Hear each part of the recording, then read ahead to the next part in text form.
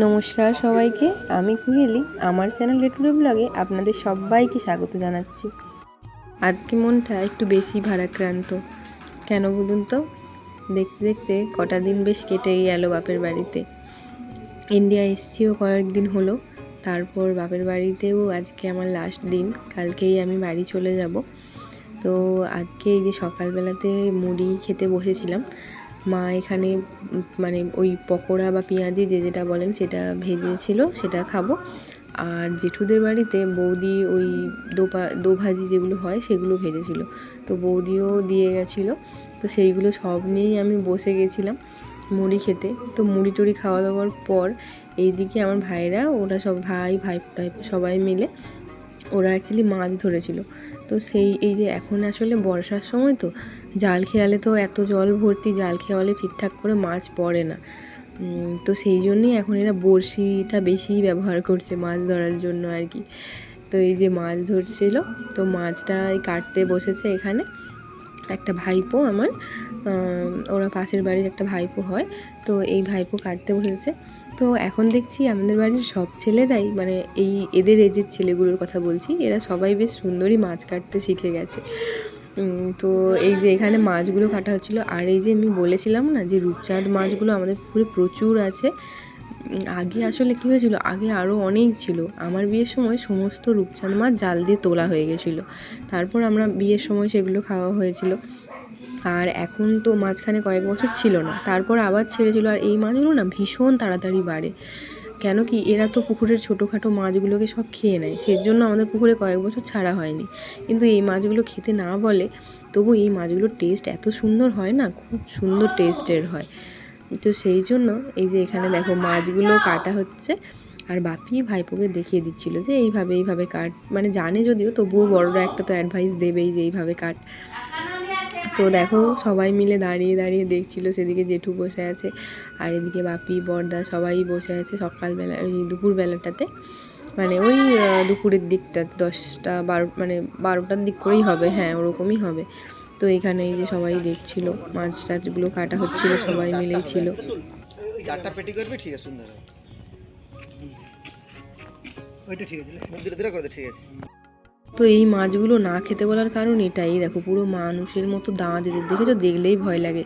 আর এই দেখো একটা কাঁটাকে পুরো গিলে খেয়ে নিয়েছে, মুখের ভেতরে কাঁটাটা আটকে রয়ে গেছে। আর এই যে ভাইপো কাঁটাটাকেও ভালো করে কেটে বের করছে। আর একটা মাছ থেকে 25খানা পিস বেরিয়েছে, মানে ভাবতে পারছো কত বড় একটা 3.5 কেজি মাছ, মানে কত বড় একটা মাছ হয়। আর এই দেখো এই যে মাছের কাঁটাটা ও বের করছিল, এই দেখো পুরো ভেঙে দিয়ে খেয়ে নিয়েছিল, পুরো অর্ধেক ভেঙে গেছিলো।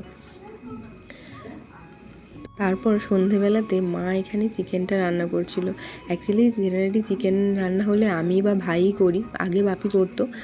তো বাপি এখন আর বসতে পারে না নিচে বলে বাপি করে না, ভাই আর আমিই করি। তো আজকে মাকে বললাম, মা তুমি করো, আমরা তো সববারে করি, তুমি আজকে করো। তো মা এই যে চিকেনটা কষিয়ে রান্না করতে বসেছে। আর আজকে জেঠুকে ভাইপোকে সবাইকে খেতে বলা হয়েছে। তো এদিকে মা চিকেনটা করছে, আর এই ধারটাতে, এখানটাতে, এই কড়াইতে এখানে আলুগুলোকে হালকা ফ্রাই করে রাখা আছে আর কি, মানে হালকা ভেজে নিলে, হালকা সেদ্ধ করে ভেজে নিলে ওগুলো তাড়াতাড়ি হয়েও যাবে। আর এদিকে হয়েছে পটল ভাজা, আলু ভাজা আর বড়ি ভাজা। এই হচ্ছে আজকে রাতের মেনু। চিকেনের সাথে না বেশি কিছু ভালোও লাগে না, হালকা ফুলকা ভাজাভুজি হবে আর চিকেন, ব্যাস এটাই হবে। ভাবি হাই বলো, হ্যালো বলো, এদিকে বলো, এদিকে তাকিয়ে বলো। এই যে আমাদের দাদা এসছে, সবাই হ্যালো বলো, সবাই হ্যালো বলো। এখানে ভাই আর আমার ঘুরঘুর করার একটাই কারণ, কারণ মা রান্না করছে, কখন আমাদেরকে বাটিতে করে কষা মাংসটা দেবে আমরা খাবো, তো সেই জন্যই ঘুরঘুর করছিলাম। আর তারপর দেখো আমাকে এসে আবার বসতে হলো, কেন কি আমার মেয়ে মাকে পেয়ে গেলে তো ওর আর কিছু চাই না। তো সেই দিদুন করেই যাচ্ছে, মা রান্না করছে, মাকে বিরক্ত করছে, তাই মাকে বললাম যে তুমি ওকে নিয়ে যাও, তো আমি এখানে বসছি রান্নাটা করতে। তো মা ওকে কোলে নিয়ে ক্যামেরাটা ধরেছে, আমি বললাম আমার একটু ভিডিওটা করে দাও। তো মা আজকে এখন আমার ক্যামেরা করে দিচ্ছে, আর আমি এখানে রান্না করছিলাম।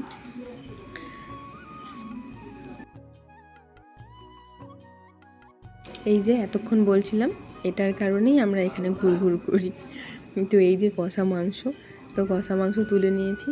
আর এই যে ঠ্যাংগুলো কারা কারা খেতে ভালোবাসো একবার বলবে, আমার তো ভীষণ ভালো লাগে।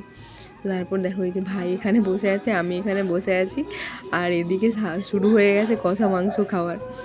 আর এত ভীষণ গরম ছিল রান্না করতে করতে, তো তরকারিটাতে জল মানে চিকেনটাতে জল ঢেলে দিয়ে তারপরে আমি এখানে খেতে বসেছি। আর বেশ ঝাল ঝাল হয়েছিল। আর কি গরম, বিশ্বাস করো এত গরম এখন এখানে, ওখান থেকে আসার পরে যেন আরও বেশি গরমে এখানে কষ্ট হচ্ছে। তো গরমের মধ্যেও চিকেন কষা খাওয়া তো ছাড়া যায় না, তো সেই জন্য গরমের মধ্যেও বসে গেছিলাম চিকেন কষা খেতে। আর এদিকে আমার মাংসটা প্রায় রেডি হয়ে গেছে, এবার জাস্ট এটাকে একটু নাড়িয়ে মিট মশলা দিয়ে নামিয়ে দেবো।